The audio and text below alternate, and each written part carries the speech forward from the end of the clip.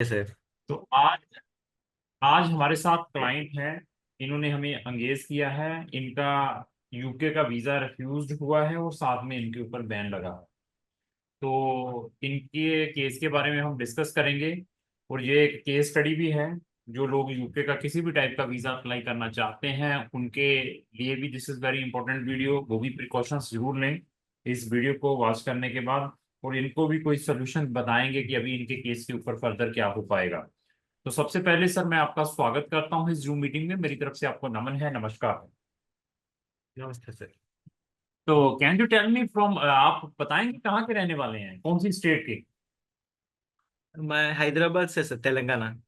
हैदराबाद से। तो हमारे बारे में फिर कहाँ से पता चला?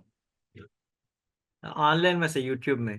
Okay, whether you are comfort in Hindi और वी कैन डिस्कस बाइलिंगुअल। मैं दोनों मिला के बात करता सर। ओके, दोनों मिला के बात करें, ठीक है। सर, मेरा हम हमारा वीडियो ऑनलाइन में डालते मास्क मास्क में मास्क डाल के आता है ना हाँ, सर, फेस नहीं दिख रहा होता। किसी का भी वीडियो जब हम डालते हैं तो इसमें हम किसी भी पर्सन का कोई नाम नहीं बताते हैं, कोई आइडेंटिटी नहीं बताते हैं, उसका फेस ऑलवेज ब्लर आता है। ठीक ओके है। Sir, thank you. तो ये जनरल डिस्कशन है, सब वीडियोस हमारी में ऐसा ही है, आपने देखी भी होगी हमारी videos. Yes sir, yes sir. तो आप हमारी वीडियोस को कब से देख रहे हैं?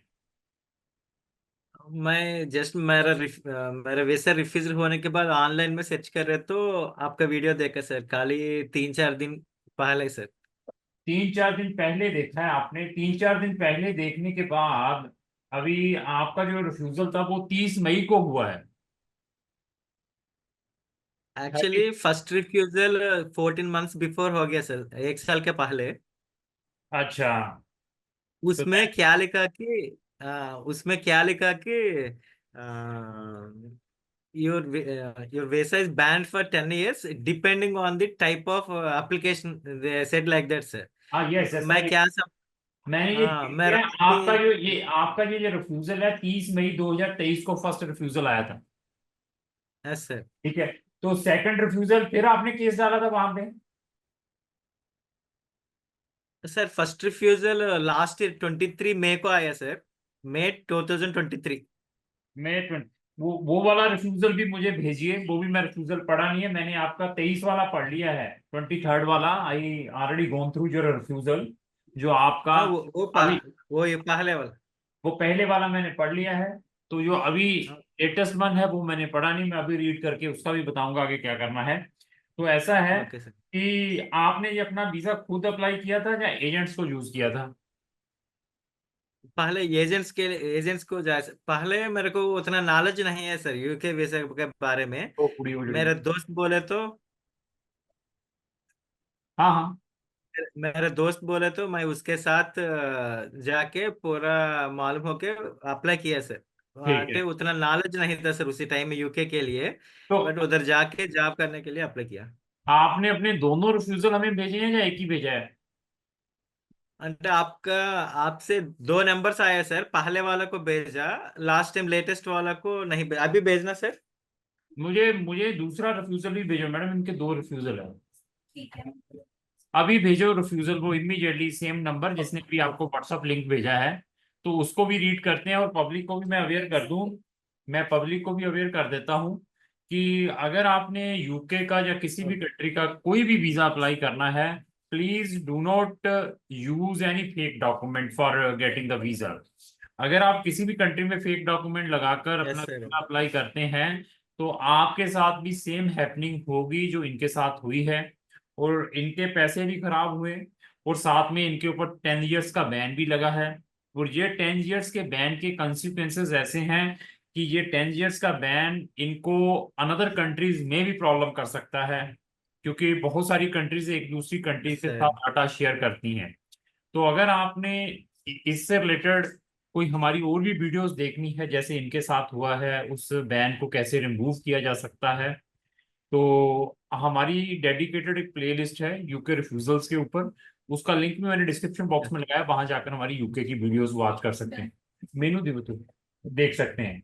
तो अभी इनका मैं सेकंड रिफ्यूजल भी पढ़ लेता हूँ। जो भी सेकंड रिफ्यूजल आया है ये मेरे पास आ चुका है। तो मैंने वो रीड नहीं किया था। तो जो कि इनका 11 जुलाई 2024 को आया है। तो इसमें तो उन्होंने स्ट्रेट फॉरवर्ड वही लिखा होगा कि आपका पहले बैन था, होम ऑफिस रिकॉर्ड शो आपका पहले बैन था, तो 30 मई को जो बिकॉज फाउंड इतना, तो दैट रीजन अभी आपके ऊपर 10 इयर्स का बैन था। तो ये देखिए, आई हैव नोट कंसर्न। तो अभी इन्होंने जो वीजा अप्लाई किया था वो किया था वर्क परमिट का। पहले इन्होंने डिपेंडेंट वर्क परमिट का किया था, पहले इन्होंने टूरिस्ट वीजा अप्लाई किया। इनका केस मैंने रीड कर लिया, अभी मेरे पास रिफ्यूजल दोनों आ चुके हैं। मैंने ये वाला भी रिफ्यूजल जो अभी इन्होंने भेजा है 1 मिनट पहले मैंने सारा पढ़ लिया, उसके अंदर भी क्या लिखा है। तो इनका केस ऐसे है कि इन्होंने पहले टूरिस्ट वीजा अप्लाई किया था 2023 में, जो कि रिफ्यूज हुआ इनका 11 मई 2023 को।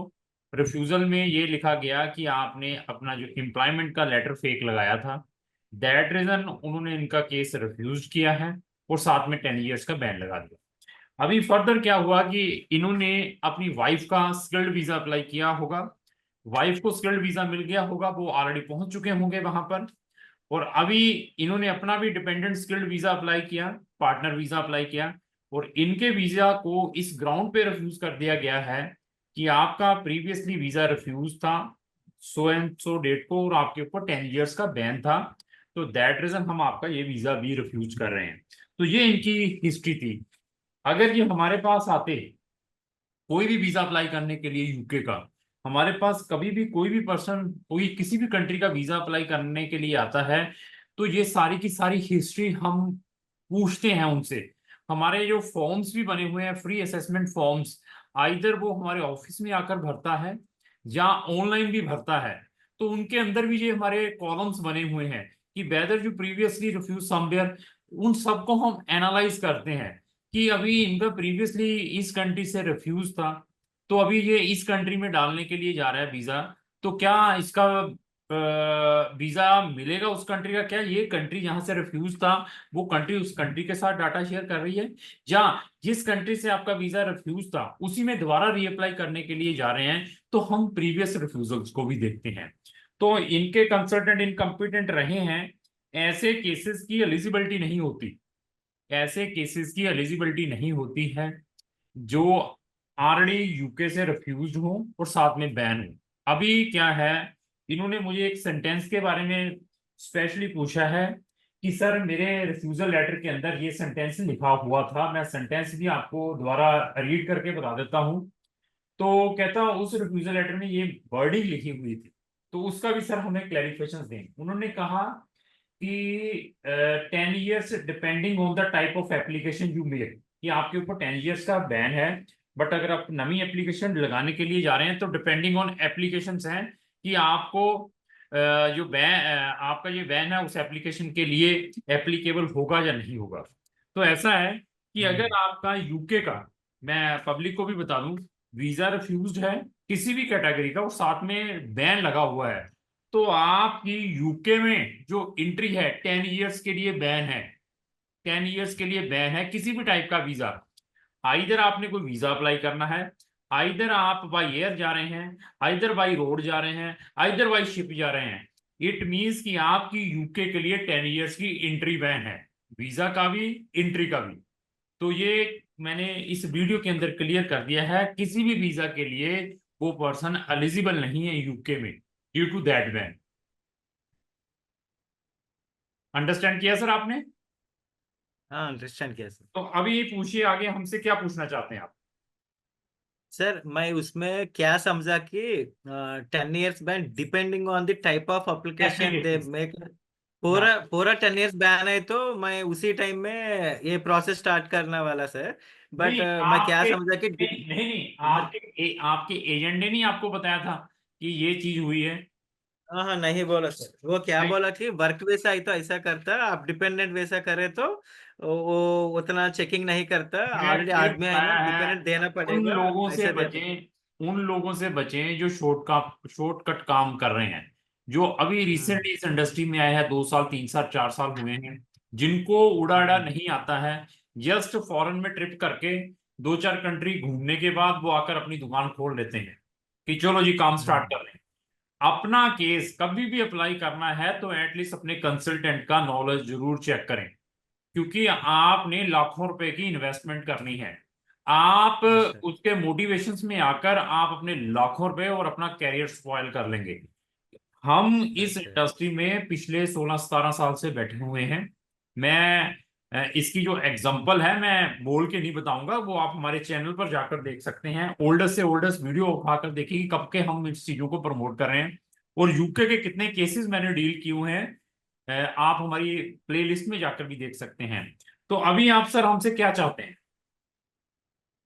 सर मेरे को पूरा बैन लगा बोल के नहीं समझा सर पहले, इसलिए मैं 1 ईयर से उससे कुछ भी काम नहीं किया।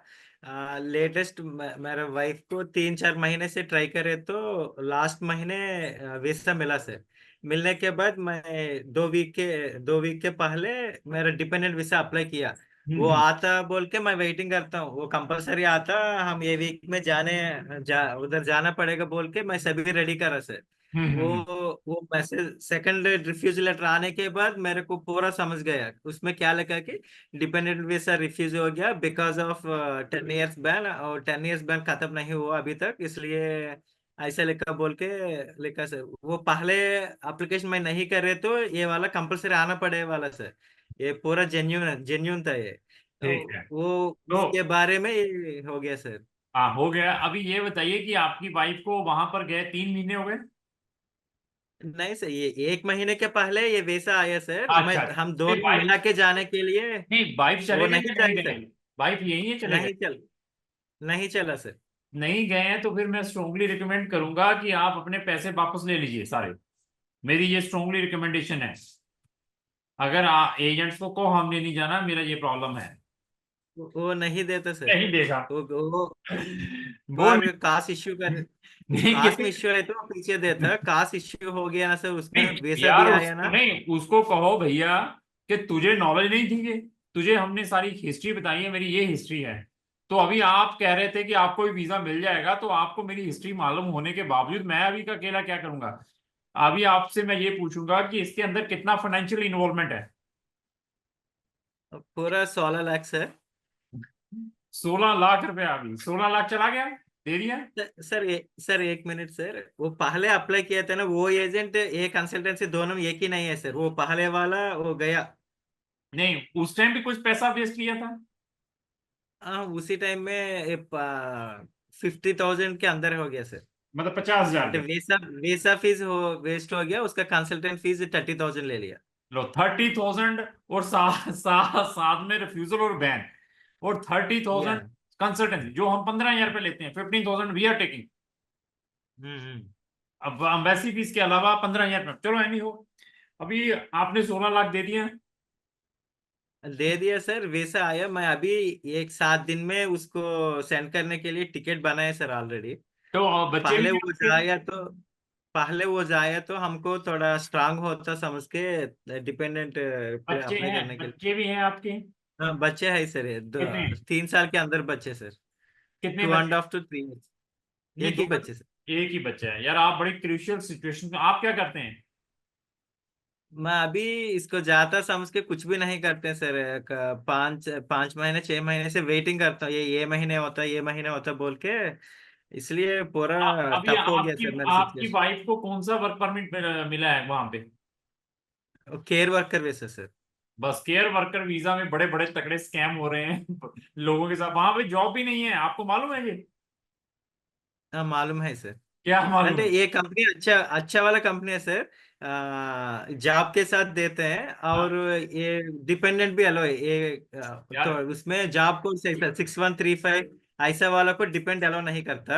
मेरा कोड 6131 था सर, इसमें डिपेंडेंट अलो अलो है।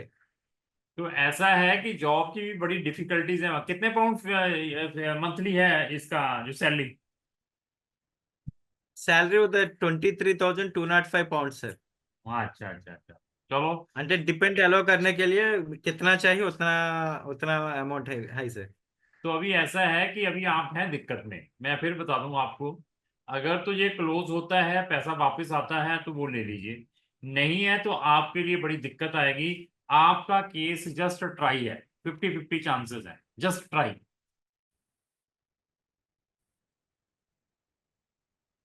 हाँ, ऐसा है तो मुश्किल है सर అంటే ఆ వీడియోస్ में అంటే 9.7.2 वीडियो देखा ना सर, उसमें डिसेप्शन डॉक्यूमेंट्स एजेंट वाला हमारा हम इंटेंशनली नहीं करा सर, वो एजेंट को हम फॉलो करे तो वो ऐसा करा, वो मिला वो सबमिट करे तो आप 80 टू 90% चांस होता है, समझ के मेरे थोड़ा एक्सपेक्टेशन है सर आपके नहीं पास। आप देखो, आपने भी आप क्योंकि you have sign the undertaking, you signed the undertaking when you applied the visa, कि जब भी मैंने जो अभी जो भी यस, डॉक्यूमेंट बायोमेट्रिक दिया। हाँ सबमिट किए हैं सारे जेन्युइन है, सारे फलाना है, तो you sign that undertaking. Even embassies, जहाँ कोई भी कोर्ट्स या कोई भी पुलिस डिपार्टमेंट सबसे पहले ये देखता है कि इस वीजे का बेनिफिट किसको है, इस वीजे का बेनिफिट किसको था, मेरा आपको। तो उनकी निगाह में, आप उनकी निगाह में you are the accused. Yes either वो सर। पुलिस डिपार्टमेंट है, आइदर वो अम्बेसी है, आइदर वो कोर्ट है, कि दे विल चेक कि इस वीजे का सबसे बड़ा बेनिफिट, वो बात की सेकेंडरी बात है कि मेरे साथ ये स्कैम हुआ है, मेरे एजेंट्स ने ऐसे किया है ऐसे किया, that is a secondary thing. तो यस सर। ऐसा है भैया, आपके केस में जस्ट 50-50 चांसेस हैं, either you will go for administrative review. Administrative review will take a 6 to 9 month। अगर हम इससे एडमिनिस्ट्रेटिव रिव्यू को डालते भी हैं तो it will take 6 to 9 month for decision either negative और पॉजिटिव। सर एडमिनिस्ट्रेटिव अभी सेकंड रिफ्यूजल हो गया ना सर, उसको अप्लाई करने के लिए सेकंड रिफ्यूजल में एडमिनिस्ट्रेशन रिव्यू है सर। नहीं, आपको एडमिनिस्ट्रेटिव रिव्यू का राइट मिला है क्योंकि आपका स्किल्ड डिपेंडेंट वीजा रिफ्यूज्ड है। You have the full right to yes. Put your administrative review. You have the time yes sir. 28 days from the date of refusal, from the date of receiving the refusal. Okay sir. हाँ हाँ, sir ये administrative review में हम सब explain कर सकते हैं sir उसको, मेरे को पहले वाला एजेंट वाला से फॉलो करता ऐसा हो गया सारा मेरा। कुछ सर, मैं सारी ग्राउंड्स डालूंगा उसके अंदर, लेकिन चांसेस जस्ट 50-50। अरे, अब मेरा वाइफ अकेले है, उसको मेंटल, मेरे को भी मेंटल मैं टेंशन सारा ज्यादा कुछ हो गया सर। मैं सारा कुछ डालूंगा। I will put each and everything, but I told you this is the 50-50 chances. Even when I will prepare the administrative review, I will send you for your approval. Even you can show that, जो भी मैंने आपका letter बनाऊंगा, appeal बनाऊंगा, another अपने दोस्तों को दिखाइए, तो वो भी कहेंगे कि आपका पॉजिटिव आना चाहिए, बट मुझे मालूम है कि वो 50-50 चांसेस रहेगा। ओके सर, हम ट्राई करते सर। चलो ट्राई करता है तो मैं अभी स्टाफ की ड्यूटी लगा रहा हूँ, वो अभी आपको कांटेक्ट करेगा, there after we can put administrative review. तो मैं पब्लिक को भी बताना चाहता हूँ, पैसा जहां पर इन्वॉल्व है वहां पर 100 टाइम सोचना है। कंसल्टेंट के क्रेडेंशियल चेक करें, कितना पुराना है, उसकी कोई वेबसाइट है या नहीं, उसके कोई चैनल है या नहीं, उसके सोशल मीडिया में उसकी कितनी एक्टिविटीज है, क्या वो एक ही कंट्री को प्रमोट कर रहा है। ये सारी क्रेडेंशियल चेक करने के बाद ही अपना केस, अपने इंपॉर्टेंट डॉक्यूमेंट कंसल्टेंटों को दें, क्योंकि हम लोगों ने दुकानें खोली हुई हैं। ठीक है, अभी आपको अवेयर होना पड़ेगा कि कौन से लोग अच्छे हैं, कौन से लोग just they suck the money, आपका केस हो या ना हो। तो सर बहुत अच्छा लगा आपसे बात करके। मैं अपने स्टाफ को बताता हूँ, वो भी आपसे कांटेक्ट करेगा एडमिनिस्ट्रेटिव आगे फर्दर प्रोसेस करने की।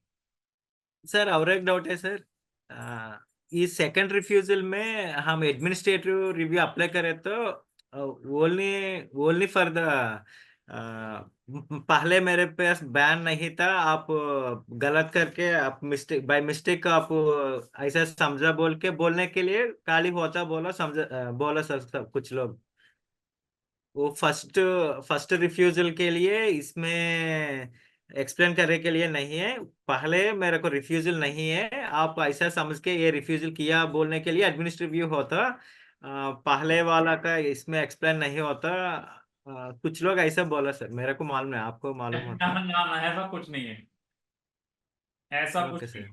अगर आपने ये वाला केस अप्लाई भी किया था ना, अगर आप मुझे भी कहते कि सर मैंने तो अप्लाई करना ही करना है, जब आपने वीजा अप्लाई किया था तो मैंने आपके वीजा अप्लाई करने में वो सारी ग्राउंड्स मेंशन करनी थी, सारी की सारी ग्राउंड मेंशन करनी थी कि मेरे साथ प्रीवियसली फ्रॉड हुआ था, मेरे कंसल्टेंट ने मेरे साथ ऐसे ऐसी चीजें की थी, दैट रीजन ये बैन लगा है, मैं जेन्युइन हूँ। वो सारी चीजें मैंने उसी at the time of applying लिखना था। Yes sir. ठीक है। तो सर अभी ऐसा है कि मैं अभी स्टाफ की ड्यूटी लगा रहा हूँ, वो भी आपको कांटेक्ट करते हैं बहुत जल्द। Okay sir. सर ठीक है, हाँ जी, बोलिए। एजेंट को बाद में बात करें तो ऐसा ऐसा कैसा करा बोल के पूछे तो उसको, मैं सभी को ऐसा करता, सभी को आता, मैं पहले वाला 3-4 आदमी को ऐसा अप्लाई करा आया, आपको मैं कैसे हो गया मेरे को मालूम नहीं बोल, अरे रिफ्यूजल आने के बाद उसको मैं पूछा आप ऐसा कैसे करे, वो डिसेप्शन बोल के लिखा उधर, रिफ्यूजल भी हो गया बोले तो मैं सभी को, आपके नहीं मैं सभी को ऐसा करता, आपको नहीं आया, मैं क्या करना बोलते हैं वो। टोटल झूठ बोल रहा है वो, उसको कोई नॉलेज नहीं है। वो total he is yes sir. Mislead you. उसको कोई यस सर। नॉलेज नहीं है आपके एजेंट्स को। यस तो सर। अभी आपको सिर्फ एक्सक्यूज है, आपको हौसला दे रहा है कि ऐसा होगा वैसा होगा, ऐसा कभी हुआ नहीं है, फलाना नहीं हुआ। ठीक है। तो अभी हम इसका डालते हैं, मैं आपसे अभी डॉक्यूमेंट मांगूंगा, वो डॉक्यूमेंट हमें भेजें तो then we can start the process. Sir थोड़ा कंपलसरी होने के लिए देखना पड़ेगा सर, नहीं हो पाएगा सर, के नहीं मेरे हो बच्चे पाएगा। 50-50 चांसेस है, मैं आपको यहीं से बता रहा हूँ। अगर आपका पैसा मिलता है तो टेक द मनी, मत भेजो वाइफ को। नहीं आते सर। मैं नहीं अभी, आते सर। मैंने आपको बता दिया सिचुएशंस पे। क्या सर? मैंने I told you the situations. अगर पैसा वापस मिल रहा है तो वाइफ को मत जाने दो। Okay sir. हाँ, ये मेरी स्ट्रांगली रिकमेंडेशन है आपके लिए। और आपका केस जस्ट 50-50 चांसेस हैं। अगर प्रोसीड करता हूं, मैं पूरी मेहनत करूंगा, लेकिन चांसेस बता दिया मैंने। Okay sir. ठीक है। तो अभी स्टाफ सर को आप और बात करते सर मेरे से बाद में। बात कर सकता है, मैं करूंगा बात आपसे जब ये सारा तैयार करेगा तो। ठीक है। Okay sir. थैंक यू, धन्यवाद। Thank you sir.